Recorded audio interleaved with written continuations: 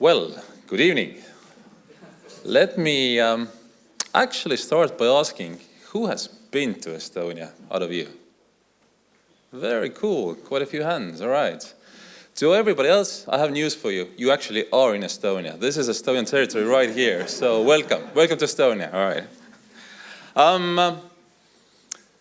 First of all, thanks for coming. It's very intriguing for us to be here and talk on this great topic. I will briefly divert my speech in a way. So the whole event is about big data and so forth. I'll put this gentleman right back. But I want to really actually start briefly using another term, and I'll explain why. In Estonia, we have a joke. We don't have big data in Estonia. There's not enough for us, of us, to really have big data, right? In a country of 1.3 million people, there's always so much data to go around. But I actually agree with the former speaker saying that it's not about the size of it. It's actually about exactly using different types, different structures, and so forth. But let's use the word data. And I will try to very briefly sum together actually 15 years of experience of building a digital government in Estonia and look at it from a data perspective.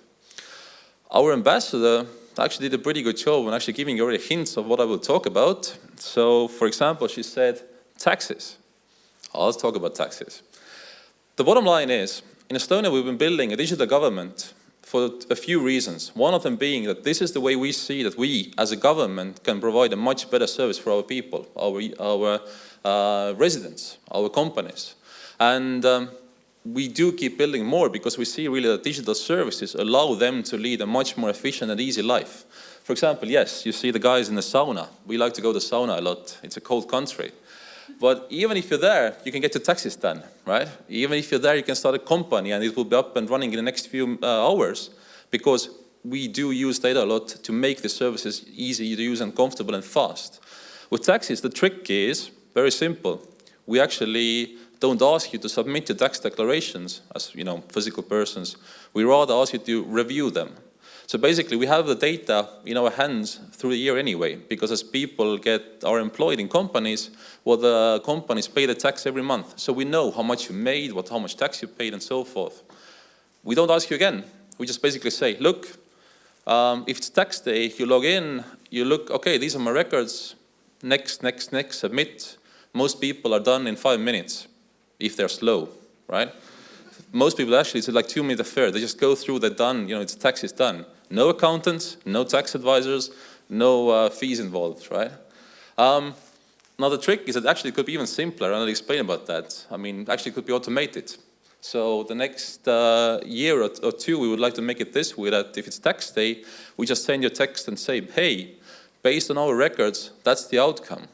If you're unhappy, then you go online and you basically review and you think, if you want to check it out.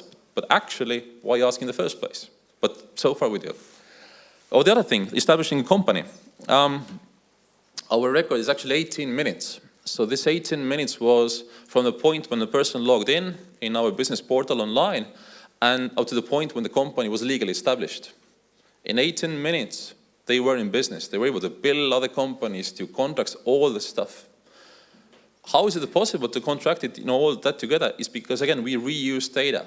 All the checks that all different public authorities have to do, for example, can the particular person establish a company in the first place, right? Do they have the, are they legally responsible? Or do they have any business? Yeah, okay, can they actually exactly be in business? Do they have any violations in the past, for example? All this is done by data automatically, very, very fast. And the outcome is, you're in business. Exactly, the service is very fast and inconvenient for you. And so, people like this a lot because exactly makes their life better every day.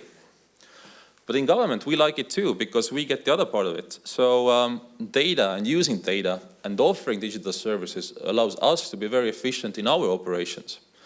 This has been very much the driving force of digital government in Estonia, efficiency. We are a very small country. We don't have much natural resources besides wood and nice, forest and nice sort of nature, right? And we don't want to tax up people high enough. But we want to be a country for social welfare, defense, the whole spiel, right? So our point is that we have to be very efficient with the resources we have to use as a government. And again, digital has been a way for that. The examples I have here actually very much are the ones that you brought out as examples in your sort of presentation. But for example, let's take crime prevention or public safety. We did, close to 10 years ago, something very simple. We brought internet access to all the police cars. So basically, patrols on duty could have access to in real-time access to databases. They could, for example, run a number plate, check if there should be any suspicion, for example, to stop the car. For example, the particular driver or the user of the car might have a past of drunk driving. So again, that's worth it to check them up again. Once we did this, again, not even much analytics, but really access to the data, right? We immediately, in just a few months, had a 50% increase in stolen cars being found, for example. So simple access to data, immediately we had basically safer streets as an outcome. Or the other example, this is very small, but basically resource planning, emergency management. So these days, if there's a fire ongoing in Tallinn, our capital city, immediately analytics is run and sort of even visualized to see what kind of resources deploy, where is the nearest sort of fire engine, for example, how to get there the fastest with an ambulance. Again, we were able to provide with a bit of analytics a much more simpler service.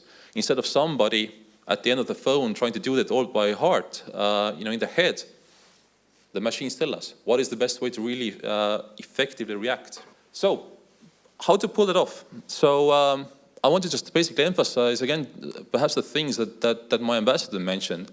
And this is really about what is the role of government as we see it in Estonia. Our key role, of course, we have to offer the services, we have to develop them. But we see that we are in an environment business, in an infrastructure business. We are there to provide the right sort of legal and technical environment for all different agencies to offer their services on, but also for the wider society. And I'll explain what I mean. Complicated picture, but in a nutshell, the fact that we are able to, the reason why we're able to reuse data, for example, in tax declarations, is that we have a government-wide framework, a platform for that, which is called X-Road. Basically, all government systems, all government databases have to adhere to common protocol for data exchange, of secure data exchange. There's no single big database where we pull the data. Rather, we use information from an original source. This is basically our government in action every day. All sort of different data flowing back and forth as services are being provided, as analytics is being done. But the other reasons besides the technical platform is that there's actually a legal framework behind. In Estonia, we have a simple rule, which is called, some of you might know this, once only. In Estonia, basically the government is not supposed to ask you again if they already have some data on you. That we shouldn't, we are not even, basically we're not allowed to.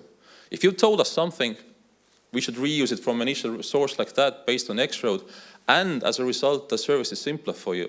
That was the example of the tax declaration. We have your tax records, we shouldn't ask you again. We should rather provide you a faster service with that knowledge that we have, reusing the data essentially. But the other part, of course, what it comes down to is that there has to be the right trust and security environment. So the point is that even if we are able to connect all different parts of government together technologically and legally, then the same sort of law also sets us limits. So basically, the framework is such that all the connections can happen based on a need-to-know basis, or allowed to know. If I, as a person, want my data to be shared, for example, also with a third party outside the government, I can allow that effectively. For example, if I want a bank to have an access to some sort of my public records. But fundamentally, it boils down to one sort of particular legal aspect, which we hold very dear, which is that people and companies own the data, not the government. And so from these kind of frameworks, the rest can also follow into technology. And I'll give you an example. In Estonia, we do have a nationwide health record. So whenever I go to see a doctor, he or she has access to my medical history. So basically the idea is that, again, I should save time as a person, as a patient. They don't have to redo all the analysis necessarily. But at the same time, we also hope to save some money on the sort of health system side. Now, in order not this kind of health record and the sensitive data to be abused, then we built in, from the principle that people own the data, a small technological trick. In my online health portal, I can block access to my health record, to the doctor, or even my wife for that matter. But I control who has access to my data, even if by default it will be shared for public benefit and my own personal service benefit. Similarly, we have control about, let's say, who has been accessing. We have a log function there. So I can see, let's say, which doctor when had looked into my stuff. If they had no reason, I can go to data protection inspection and make a claim, and we have had nurses fined, some policemen laid off, if they looked into stuff they shouldn't have. So basically what I'm trying to say is that there's a lot we can do technologically. There's a lot what we can do for the service, for the benefit of government efficiency and people's efficiency with data if the right frameworks are in place. And so basically exactly privacy and security needs, as we see, at least in Estonia, don't have to be an obstacle. They can actually enable us to reuse data and do more with the data for the benefit of people. And on that note, I just have to say this. So a lot it also comes from that, the trust comes from that we have a secure means of authentication for both the people's side. If they log in, us as government, we know that it's really them logging in, right? So there's an ID card, basically personalausweis, or equivalent mobile SIM card, we call it mobile ID. If I use that, if I log into my, for example, health portal, again, the government has the best assurance possible, it's really me there. And the other way around, also all the public officials are authenticated. So we always know in the logbook who was really looking at my stuff, because that's the way they have to do it. And it's based on advanced cryptography, based on advanced procedures, there's no way that they can fake that part. So again, nice, secure devices framework is what allows us to make the most of data. Now, I'll briefly say what's next for us, just as a teaser. I think I already hinted a bit with the example of tax, when I said that, look, actually the tax report could be automated. I could just send you a note saying, look, that's your tax outcome. If you're happy, don't do anything. But I mean, I think the principle applies in a wider sense. And by using and reusing the data that we have, and possibly even combining it with additional sources outside of government hands, we can do even a better service, being really proactive and make people's life even more efficient and easy. I mean, I can give an example of babies. When a baby is born in Estonia, actually the government knows almost immediately, because the hospital makes an entry to population registry. Basically, the kid has a number before they have a name, right? And the other thing is that based on that, actually, government almost knows the next sort of few steps that the parents will take. They have to name the child. They most probably will put the kid in a kindergarten queue. They will apply for some benefits, all these things. These are available online. All these sort of services are available online. But at the same time, should we actually ask them to go online and do the stuff anyway? They want to be there with the baby, right? So if we know that the baby was born, the number gets, the population registry entry gets made, we could just actually send an email to the parents and say, thank you for the new citizen. What's the name? So basically turning us around and also reusing sort of different bits and pieces of data we can automate in the back end. Why ask for an application for a benefit? We could just send you the money to your bank account, right? And well, we've even joked that we can even offer you suggestions for names if you want, based on a little analytics. But we probably won't go there. But what's the most popular this month for a boy?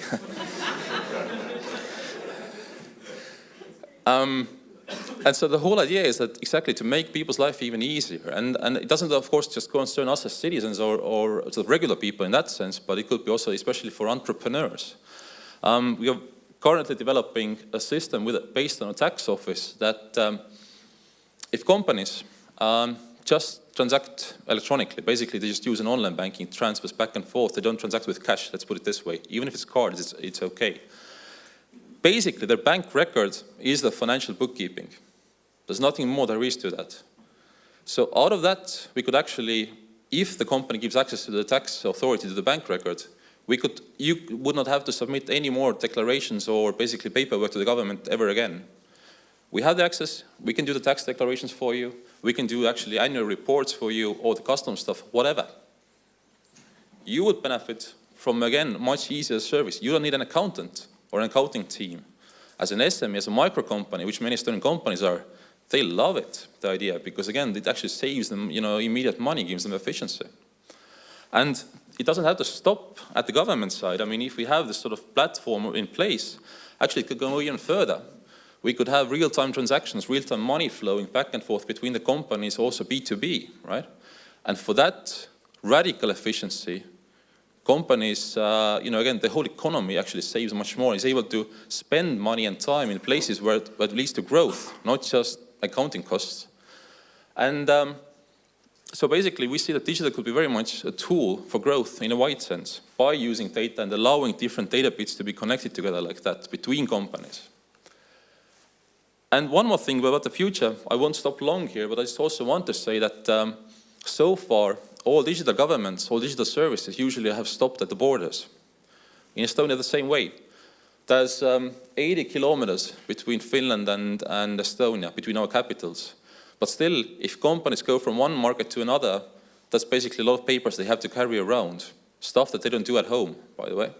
So if they go to Finland, they just basically have to prove, for example, that they have the right to represent a particular company from Estonia. Then the Finnish government takes the knowledge, types some stuff, types this knowledge into the computers, and again, company's good to go. But why? There are two digital governments, and we have people traveling with papers between them. If we connect the governments, well, again, perhaps people don't have to travel at all. We just basically, if Estonian company wants to do business in Finland, they just go to the Finnish authority, who then makes a data request to Estonian government, and everything's done. Again, by simple use of data across the borders between administrations, the single market actually works, right? Everybody's better off. So there's a lot we want to do, and we already started working with our neighbors, really connecting sort of the government databases and infrastructures like X-Road together. And it doesn't have to be just with Finland. We are happy to work on European level as well, which we actually do with Commission partnership. I will end by making just very few statements about what I was asked to make. So what would that all mean from point of view of power relations, if I can make this sort of leap? Well, to my mind at least, what it effectively means is that first of all, in some ways, governments are more powerful. We are able to much better perform, right? At least for the more value for the same money at least. But at the same time, what it fundamentally means is that still people, I don't want to say the user, but people whom we are doing the services for, they really become the centerpiece, because it's really after them by which we design and target the services based on the data that we use. So obviously, actually, they start to, and their sort of needs start to run the game for us, not just some abstract sort of thinking, okay, what could the people need? Well, based on data we know, that sort of, needs become more powerful. But the other thing, what definitely happens, is that engineers become powerful. And this has been very much the backstory of Estonian, actually, digital development, is that our government, our political leaders have said, we trust our engineers. Even if some people politically have been afraid that there could be cyber risks, there could be privacy risks, but let's really talk to them. Let's really talk to the best sort of minds out there in Estonia or abroad. Let's figure this out. And so this engineering knowledge is where X-Road came from. This engineering knowledge is where sort of our digital identity came from, which many people at the time said, look, no, this cannot be done. And this engineering knowledge doesn't have to stop in the government. For example, in Estonia, we're lucky to have a very active startup scene, which is called Estonian Mafia. Why not work with the best of them there? Also, they become more powerful as the influencers of where does the government go, and more actually our services, the standard of our services, the quality of our services is compared to the best ones in the private sector. So again, that's influence. And my last slide says that if people become the center point, it doesn't just have to mean the people physically in your country or the usual sort of range of suspects. In Estonia, we started a new program called e-Residency.